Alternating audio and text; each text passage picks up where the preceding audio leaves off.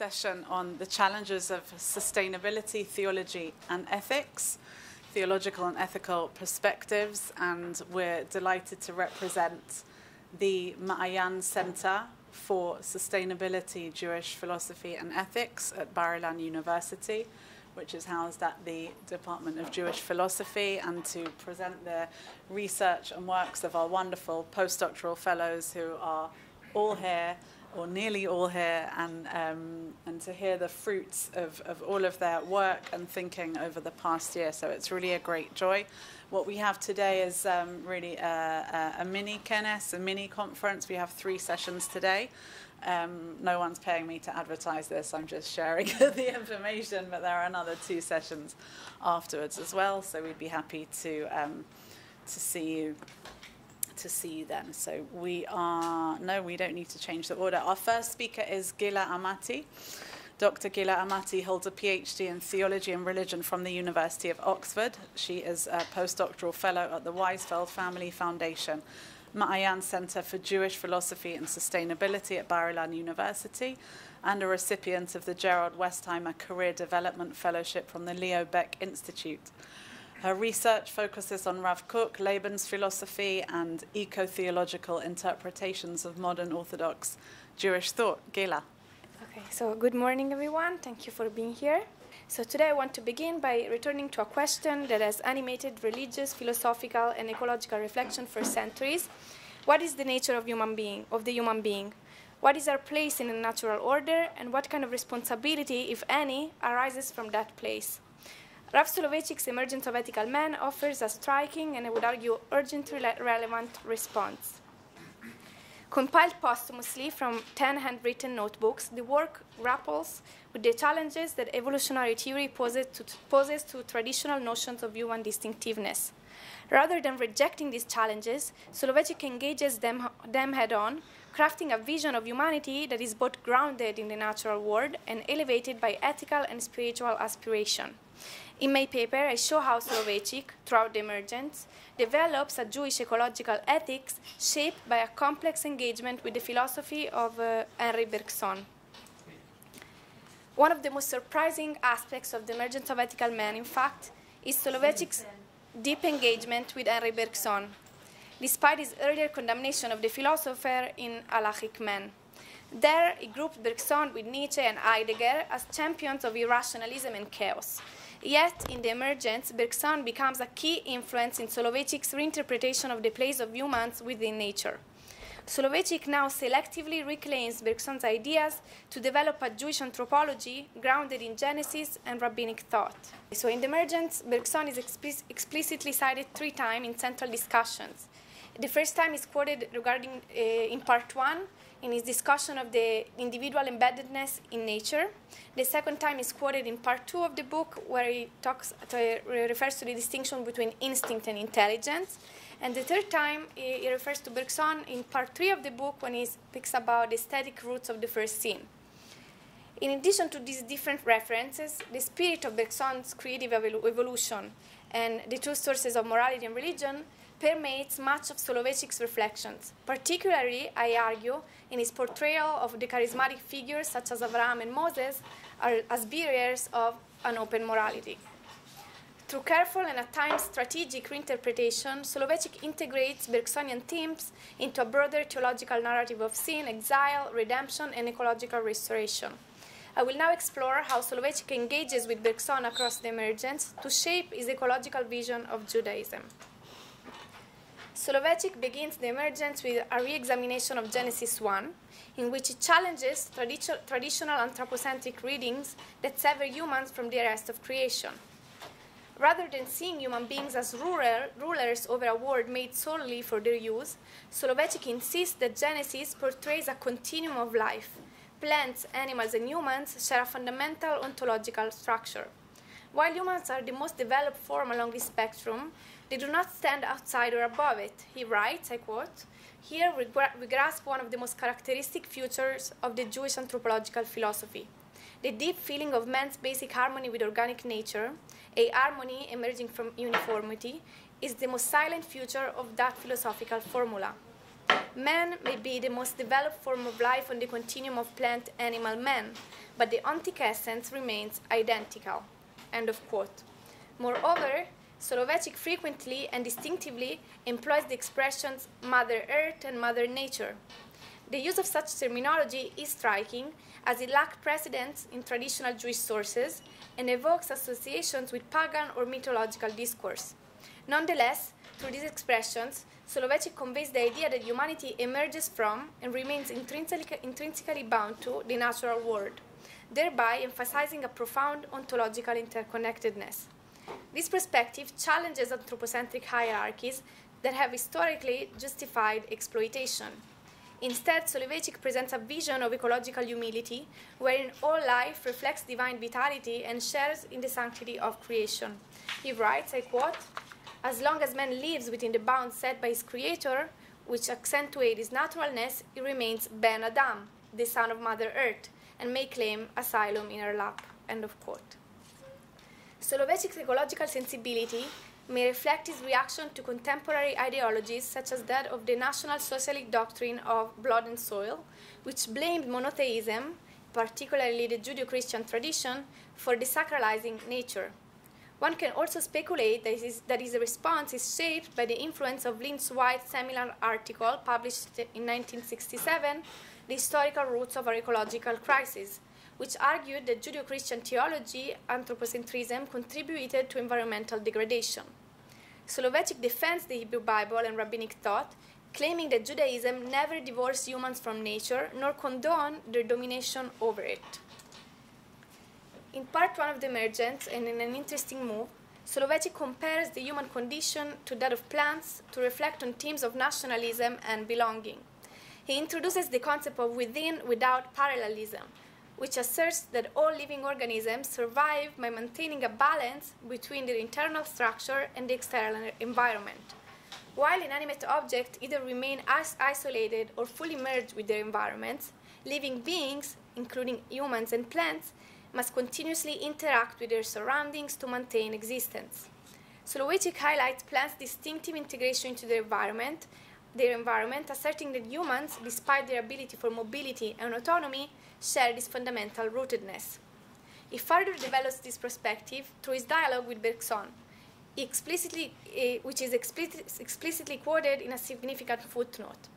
Solovychik criticizes modern European rationalism, which he sees as fostering a sense of detachment from one's environment and fostering cosmopolitanism. He contrasts this modern estrangement with what we regard as the profound organic bond that once defined humanity's relationship with the natural world, emphasized by Bergson's philosophy.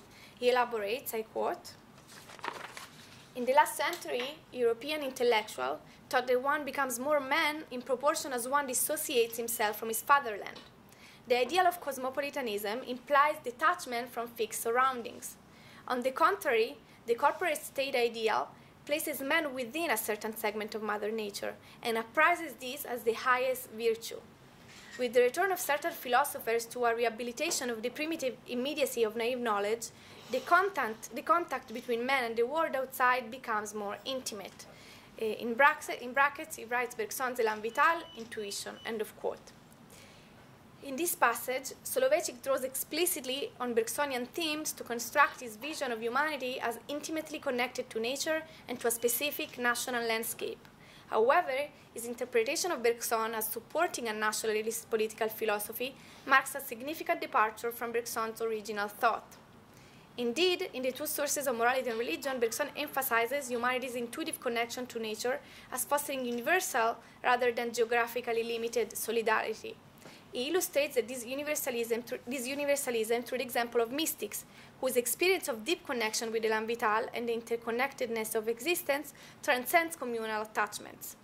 Therefore, while Solovychik draws on Bergsonian ideas to emphasize the tangible unity between humanity and nature, the political conclusions it derives, particularly his focus on rooted national identity, depart markedly from the universalist orientation of his philosophical source. Solovychik's second major thematic focus lies in the distinction between instinct and intelligence in nature, a dichotomy central to Bergson's creative evolution. Bergson is directly quoted by Solovychik in this second section of the Emergence to explain the difference between these two tendencies of nature. Instinct for Bergson is a deeply ingrained impulse, automatic, species-specific, and organically tied to a creature's material world. Intelligence, by contrast, liberates organisms from the confines of the present. It enables invention, tool-making, and abstraction.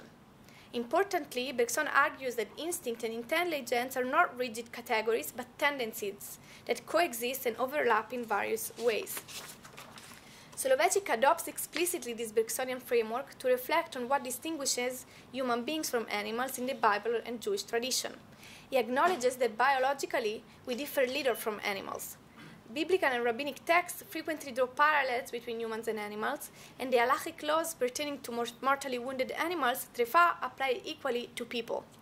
Yet, humans possess a capacity that Solovychik identifies as technical intelligence, the ability to project knowledge into the future, to manipulate nature through tools, and to innovate.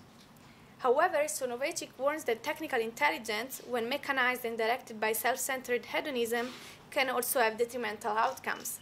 This insight foreshadows his later examination of the first scene, highlighting the potential misuse of humanity's distinguishing trait. I quote, "The instinctive drive directed by mechanized associative memory and technical intelligence may turn into a fiend of human and animal life." End of quote. Therefore, while intelligence elevates humanity above instinctual existence, it also risks fostering egocentric behaviors detrimental to community and ecological welfare. Importantly, Solovychik does not regard human intelligence as a supernatural gift imposed upon an otherwise animalistic being, and criticizes the Augustinian notion that posits a fundamental and unbridgeable chasm between humanity and other creatures. Instead, he understands intelligence as a biologically evolved potential. Like higher animals, humans exhibit capacities for trial and error learning, associative memory, and rudimentary tool use, but to a far greater extent. He writes, I quote, "There is nothing mystical about this," he asserts. "It simply reflects the human capacity to confront nature as extraneous, distinct, and separate." End of quote. This act, what he calls a cognitive gesture, marks the emergence of gnosis, of thoughtful perception, which enables ethical reflection and moral choice. In this, Solovychik closely aligns with Bergson, who similarly views instinct and intelligence not as strictly opposed faculties, but as tendencies that exist in varying degrees in both animals and humans. This dual recognition, acknowledging biological continuity with animals while affirming a heightened intellectual capacity for humans, form the basis of Solovychik's eco-friendly perspective and anthropology.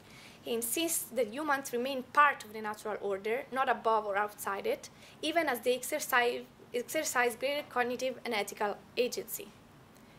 Consequently, he interprets human dominion as stewardship rooted in moral responsibility towards what it is similar to us. Solovychik employs the Bergsonian distinction between instinct and intelligence to illuminate the biblical narrative. He contrasts Vayevarech, blessed, used for animals, with Vayomer, he said, used for humans in Genesis 1:22 and 1:28, respectively. Animals receive a blessing embedded within their instinctual nature, akin to Bergson's notion of elan, a biological impetus towards species continuity. Humans, in contrast, receive a spoken directive, Vayomer, engaging not just instinct, but also conscious and deliberate intelligence.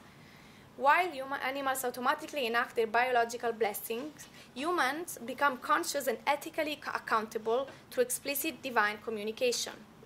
This distinction, inspired by Bergson and emphasized by Solovychik, carries profound ethical implications. Humans' existence acquires moral significance precisely because it is deliberately planned rather than spontaneously driven by natural impulses. To live intelligently means harmonizing one's biological impulses and ethical motivations. Part 3 of the Emergence finds the roots of the first scene in aesthetic seduction. Drawing on and quoting directly Bergson's Time and Free Will, Solovychik argues that the first scene was not a moral transgression in the traditional sense, but an aesthetic revolt. The forbidden fruit represents a moment when unchecked aesthetic desire overrides ethical restraint, an experience that is not merely hedonistic, but hypnotic, suspending moral resistance, trapping the individual in a loop of self-referential desire, and destroying the primordial harmony with nature. Soloveitchik cites Bergson's description of this state, yet departs from his interpretation. Whereas Bergson views aesthetics experience as potentially liberating, a path to freedom, Soloveitchik sees it as paralyzing. Once again, he appropriates Bergson's ideas to serve a distinct theological agenda. So up until now, we have seen that Soloveitchik draws on Bergson in several key ways throughout the emergence of ethical men. In part one, Bergson's influence helped justify the deep connection and rootedness of human beings within their natural environment, challenging the notion of a strict divide between humanity and nature. Moving into part two, Soloveitchik further uses Bergsonian concepts to highlight the profound similarity between humans and animals, emphasizing that both share instinct and intelligence and are not fundamentally different in kind. However, he also asserts that humans possess a heightened degree of intellect, which introduces moral responsibility for their actions. Finally, in his treatment of aesthetic sin, Soloveitchik once again turns to Bergson, describing this form of transgression in distinctly Bergsonian terms as hypnotic, suggesting a kind of seductive paralysis that draws the individual away from ethical awareness and from nature. Redemption for Soloveitchik becomes possible only through the emergence of the charismatic personality, one who transcends aesthetic intoxication, reorients himself toward divine command, and restores harmony with nature. Let's now focus on the charismatic personality and its connection to Bergson's view of the mystic. The charismatic personality in Soloveitchik's theology echoes, I argue, Bergson mystics, the exceptional soul who breaks through the constraints of closed morality to embody a higher, more inclusive love. In the two sources of morality and religion, Bergson contrasts closed morality, which is tribal, law-based, and coercive, with open morality, which is universal, intuitive, and loving. The former ensures group survival, the latter overflows with love, freedom, and moral creativity. Soloveitchik's Avram, I claim, is a quintessential Bergsonian mystic. Called to leave his homeland, Avram renounces the closed society of Mesopotamia, with its rigid customs, hierarchical institutions, and technological alienation. His journey into solitude is not only physical, but spiritual. He rejects the corporate state and embraces a direct, loving relationship with God. This relationship restores not only moral clarity, but ecological intimacy. Avram's departure from a technologically sophisticated and nature-alienated society symbolizes, I argue, a deliberate return to harmony with the natural world, an harmony broken with the first sin. By adopting a nomadic lifestyle, Avram not only aligns himself with an open morality rooted in intimate communion with God, but also cultivates a deeper ecological sensitivity. Soloveitchik's second model of charismatic leadership is Moses, whose journey both echoes and contrasts with that of Avram. Both figures live centralized, oppressive societies. Avram lives in Mesopotamia, Moses leaves Egypt, and enter the wilderness. Yet, while Avram responds freely to a divine call, Moses is initially reluctant. Soloveitchik sees Moses as the Redeemer in an interim period, when the covenant appears broken and divine promises are absurd. Yet Moses accepts his role not through coercion, but as a moral imperative rooted in ancestral memory and historical need. Through his leadership, natural forces, plagues, rivers, wilderness are transformed into ethical signs of covenant. Soloveitchik called this imitatio Dei. Moses partners with God to realign nature with its moral purpose. This act inaugurates Soloveitchik's ecological theology, where nature is not conquered but sanctified through covenantal transformation. In the final chapter of The Emergence, Soloveitchik envisions a messianic future in which the biological and ethical dimensions of existence are fully harmonized. He writes, in the messianic ideal, the prophet depicts in glowing colors the harmonious state that will prevail in nature. The biological being will not follow its orgastic instincts. Instead, it will be guided by an ethical impulse. The ethos and the bios will cooperate and coexist.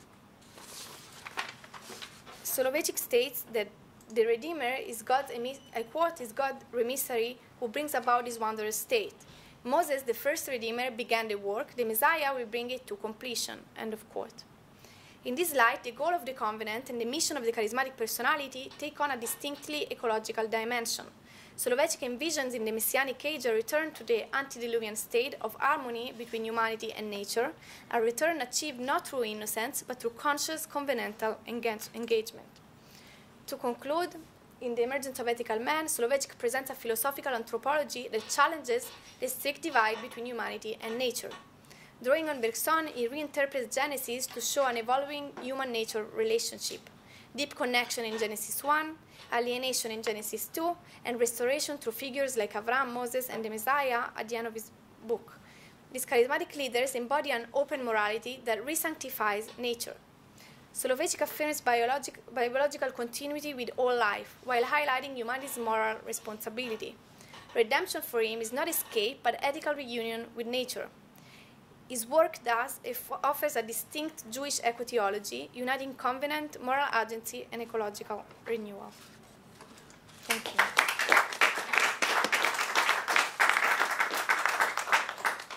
Thank you, Gira. Yes. Hello. Thank you very much. For me, this was an eye-opening talk. I didn't know about this aspect of Solovyetchik's thought at all. And my question is rather unphilosophical, and I apologize, but I'm curious to what extent, or do you have any information about how his ideas about man's embeddedness in nature influenced, affected his practical, I don't know what, decision-making, life, ideas, advices? I don't know. I think I should check that, I guess, but I don't know if it was, even if it was vegetarian. I'm not sure. I don't know. But also, I didn't speak about this even in the article that I wrote, because there is so much about nature and environment, but there is a very one chapter about vegetarianism in this book. Like, it's not so connected with the philosophical aspects of our unity with nature. It gives it a different explanation regarding our relationship with God, so I didn't include it, but it's there. Like, it seems that it's very much in favor of vegetarianism. The argument is that at the beginning of the times, like at the beginning, human beings were vegetarian, and the entire nature were, animals too were vegetarians, and then things changed with Noah and after that. So I think it was similarly also to Rav Kook. He thought that that's the ideal at the end of the day.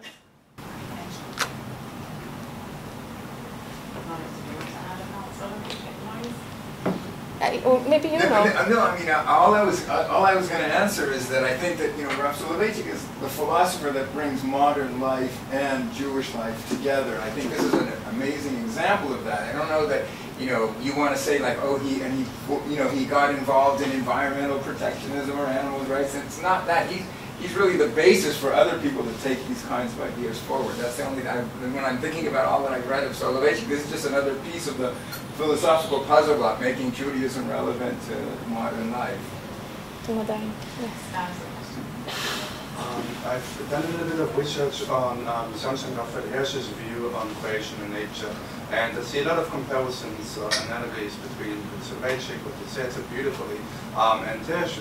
But just to take one example, for Hersch, human history is basically one teleology to getting back to paradise, to Gan Eden.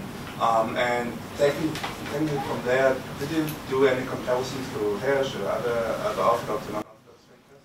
I didn't, but that's the plan. Like, my project is about writing about different perspectives in modern Orthodox Judaism towards nature. There is I think a doctorate about Rav Hirsch and nature, and it's research. I wrote about it. Ah, it's you. Okay. Okay, so you can tell you much more about this. So a lot of work has been done about Rav Hirsch and nature and his relationship to the environment, but that's the idea, to show how different figures in modern Orthodox Judaism, have something to say about nature. I want to work on Rav Kook and Rav Shagal at some point. Yeah. Just make a general comment. When I'm a rabbi primarily in the United States, I live here. I mean, Aliyah, but when I taught this text in synagogues in the United States, in Orthodox synagogues, I presented it as the capstone, shall we say, of a long history of Jewish thought which preceded it, from which it differs very radically. He himself in the book emphasizes that he's breaking with the entire medieval tradition, both of Jewish thought as well as Christian thought, and that's very evident if you put the rest of Jewish thinkers before him, next to him, which is the way I typically structure this. I mention it because the overwhelming majority of the people who are the audience of Rav Soloveitchik's thought are actually Orthodox Jews who are his disciples and where he's most influential, I would assume. And in general, when I've spoken about this, people nod their heads and they have no idea what in the world I'm talking about. It's a challenge to translate very rich material like this so that people actually understand it and know how to turn it into something practical. Just like he didn't do that halacha l'maaseh, shall we say, so too it's very difficult to transmit the idea of an ontic unity to ordinary Jews who are living their lives. So it's challenging, but it is incredibly rich material that I love teaching, and I'm thrilled that you're working on it. And I look forward to reading this paper and all the rest of whatever else you produce. Thank you. When you say that you teach this, do you teach it also from this angle of the relationship with nature, or? Totally. Yeah. The shiur that I have presented, which I'll write up one day, presents 6 different models of the relationship between man, nature, and God in Jewish thought. The default position in the Middle Ages, let's say, Ramban and others, who view the kifshuha as overwhelming, or Sajid Gaon, just total, complete domination. And by the time you get to a view like this, v'nafochu, it's completely reversed in a partnership idea, an ontic unity idea, very, very different. And but most of the Orthodox world is still in the Middle Ages. Yeah. Yeah. I have a question. Okay. How far, Soloveitchik is often termed as an existentialist who's following, as you said, from Nietzsche, Kierkegaard. How far is that a crucial element of what he does in relation to ecology? That's what I guess that's what I'm trying to show here. That in the halachic man it's much of a rationalist. He's against all of this kind of existential philosophy, which gives more room to the rational, to the intuition, to our connection with things. With things around us, so he's much more against these aspects, and in Emergency comes back is much more existential. But what I think it's important is that it's not really existentialism. It's the philosophy of life, which is what I've been working on also in my doctorate, Bergson and Nietzsche, and also all of these people that he writes about in the Halachic Man are even before existentialism and tell us something about the importance of intuition, connection to nature and to the world outside, and to all of existence, and about the unity of the world. And this aspect is very important in Emergence. And these philosophers, especially Bergson, are very, very important in this book. Thank you so much, Gira.